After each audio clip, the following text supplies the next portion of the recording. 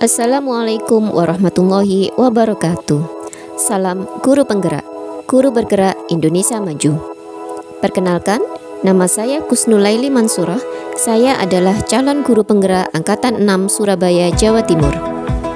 Kali ini saya akan memaparkan tugas modul 1.1, yaitu koneksi antar materi, kesimpulan, dan refleksi. Setelah saya meninjau kembali tugas personal kerangka pembelajaran yang telah dikembangkan pada fase ruang kolaborasi, refleksi terbimbing, demonstrasi kontekstual, dan elaborasi pemahaman, saya membuat sebuah kesimpulan dan penjelasan mengenai pemikiran-pemikiran Ki Hajar Dewantara, serta sebuah refleksi dari pengetahuan dan pengalaman baru yang saya peroleh dalam modul ini, serta perubahan diri yang saya alami dan akan saya praktekkan di sekolah dan kelas saya. Secara garis besar, ada 5 hal yang saya simpulkan mengenai pemikiran Ki Hajar Dewantara. Kerangka pemikiran Ki Hajar Dewantara yang pertama adalah mengenai dasar-dasar pendidikan. Dalam semboyan ing ngarsa sung tulodo, ing madya mangun karso, tutwuri handayani, yang artinya di depan memberi contoh, di tengah memberi semangat, di belakang memberi dorongan. Ki Hajar Dewantara menjelaskan bahwa tujuan pendidikan yaitu menuntun segala kodrat yang ada pada anak agar mereka dapat mencapai keselamatan dan kebahagiaan yang setinggi-tingginya, baik sebagai manusia maupun sebagai anggota masyarakat. Dalam menuntun laku dan pertumbuhan kodrat anak, Ki Hajar Dewantara mengibaratkan peran pendidik atau pamong seperti seorang petani yang menanam dan memelihara tanaman, memberi pupuk dan air, membasmi ulat-ulat atau jamur-jamur yang mengganggu. Dalam proses menuntun, anak diberi kebebasan, namun pendidik sebagai pamong memberi tuntunan dan arahan agar anak tidak kehilangan arah dan membahayakan dirinya.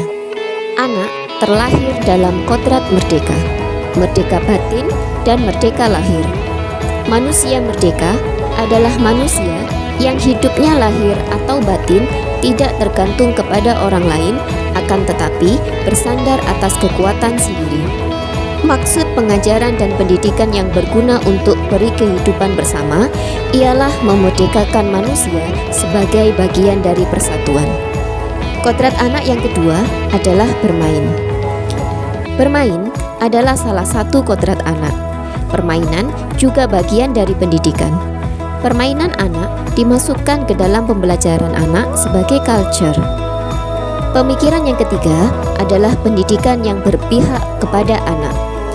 Pendidikan harus berorientasi pada anak. Ki Hajar Dewantara menyatakan, bebas dari segala ikatan, dengan suci hati mendekati sang anak untuk tidak meminta sesuatu hak, namun untuk berhamba pada sang anak. Berhamba pada sang anak artinya pendidikan dan pendidik memandang anak dengan rasa hormat, penuh kasih, dan penuh kesabaran memberikan ilmu kepada mereka. Pemikiran yang keempat adalah bukan tabula rasa. Anak-anak bukan kertas kosong yang bisa digambar sesuai keinginan orang dewasa. Anak lahir dengan kekuatan kodrat yang masih samar-samar. Tujuan pendidikan adalah menuntun untuk menebalkan garis samar-samar agar anak memperbaiki lakunya untuk menjadi manusia seutuhnya. Menebalkan laku anak dengan kekuatan konteks diri anak dan sosiokultural atau budaya. Dasar pemikiran yang keempat adalah budi pekerti. Budi pekerti, watak, karakter adalah bersatunya antara gerak pikiran, perasaan, dan kehendak atau kemauan sehingga menimbulkan tenaga atau semangat. Budi pekerti merupakan keselarasan hidup antara cipta, rasa, karsa, dan karya. Budi pekerti melatih anak untuk memiliki kesadaran diri yang utuh untuk menjadi dirinya dan kemerdekaan orang lain. Di kesempatan ini, saya juga akan merefleksikan diri saya melalui 3 pertanyaan terkait pemikiran filosofis pendidikan Ki Hajar Dewantara. Pertanyaan pertama, apa Apa yang Anda percaya tentang murid dan pembelajaran di kelas sebelum Anda mempelajari modul 1.1? Yang saya percaya tentang murid dan pembelajaran di kelas sebelum saya mempelajari modul 1.1 antara lain: peran guru lebih dominan dibanding peserta didik. Di kelas, saya lebih sering menggunakan metode ceramah. Saya sering menempatkan diri saya sebagai satu-satunya sumber belajar bagi siswa. Kedua, penggunaan IT seperti PowerPoint dan video, saya pikir sudah cukup menarik untuk pembelajaran. Namun pada kenyataannya, siswa hanya melihat, mendengar, dan mencatat. Mereka belum memahami dengan baik materi yang disampaikan. Ketiga, pencapaian materi dan KKM menjadi fokus utama. Sebagai seorang pendidik, saya merasa gagal jika banyak peserta didik saya mendapatkan nilai jelek atau di bawah KKM. Keempat, kurang memahami karakter peserta didik. Sebagai seorang guru, saya berusaha bersikap adil kepada semua siswa.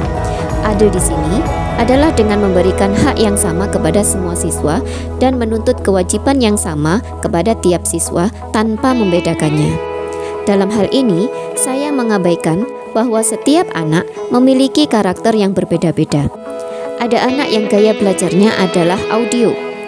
Dengan mendengarkan, dia memperoleh ilmu. Meskipun dia melakukan aktivitas lain, namun telinganya tetap menyimak. Ada pula anak yang gaya belajarnya visual. Dia lebih suka jika saya membawa media yang bisa dilihat secara langsung. Ada pula yang gaya belajarnya audio visual, yang lebih suka jika ada tayangan video dengan gambar dan suara. 5.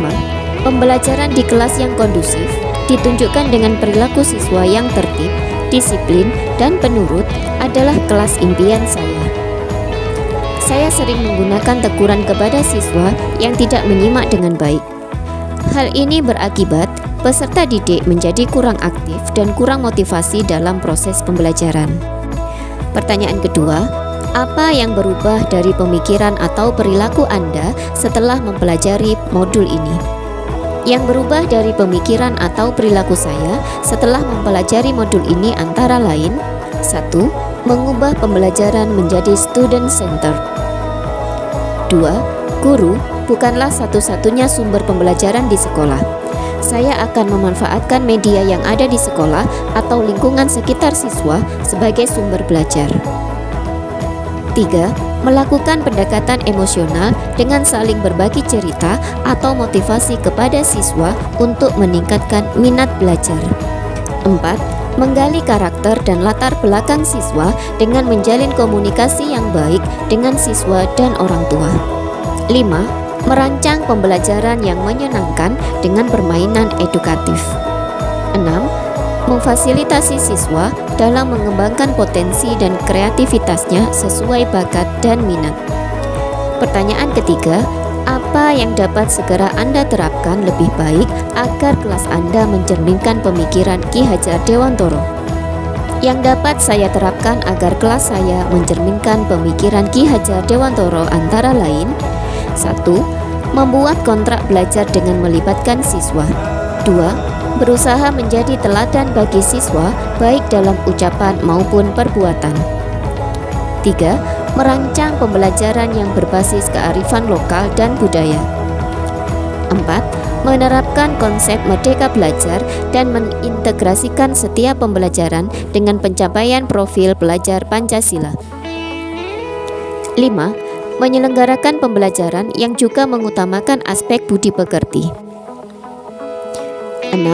Tidak lagi menuntut, melainkan menuntun. 7. Melaksanakan pembelajaran yang sesuai dengan kodrat alam dan zaman.